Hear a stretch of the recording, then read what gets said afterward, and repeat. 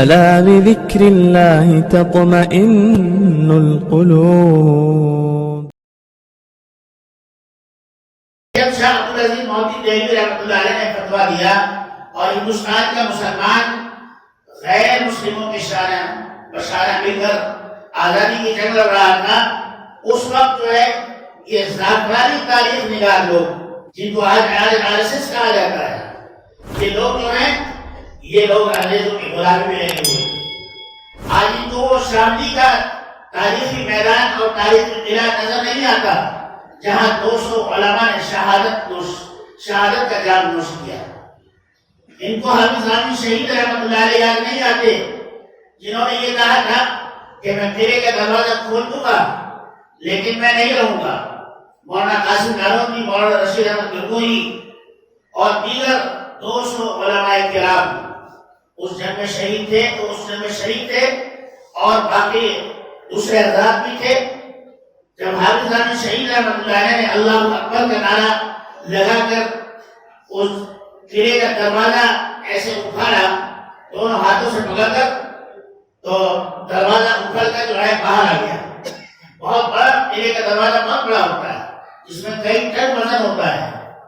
اب جیسے ہی دروازہ کھلا تو انگریز فوجی بندوق لیے سامنے کھڑے تھے، آپ کی ناک میں بندوق لگی، گولی لگی اور آپ شہید ہو گئے۔ مولانا رشید احمد گنگوہی رحمۃ اللہ علیہ ہمیشہ فرمایا کرتے تھے حافظ امین شہید بھی اللہ کو پیارے ہو گئے اور مولانا قاسم نانوتوی کا بھی انتقال ہو گیا۔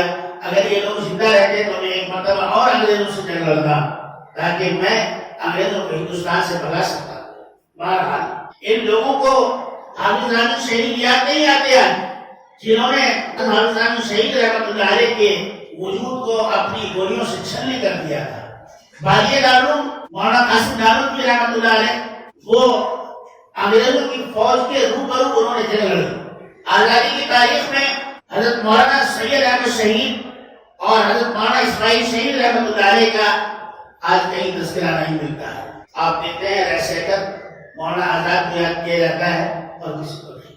مولانا سید احمد شہید رحمۃ اللہ علیہ اور مولانا شاہ اسماعیل شہید رحمۃ اللہ علیہ اپنے زمانے کے بڑے مجاہدین میں سے واقعات کو سنانے کا موقع نہیں ہے۔ میں ایک چھوٹی سی بات عرض کرتا ہوں کہ مولانا اسماعیل شہید رحمۃ اللہ علیہ شالیمار باغ میں اپنا گھوڑا دوڑا رہے تھے، عصر کے بعد مشق کر رہے تھے، تو ایک انگریز آفیسر آیا، اس نے کہا میں تو جب دیکھوں جب آپ میرے گھوڑے پر سوار ہو جائے، انہوں نے کہا لاؤ تمہارا گھوڑا لاؤ۔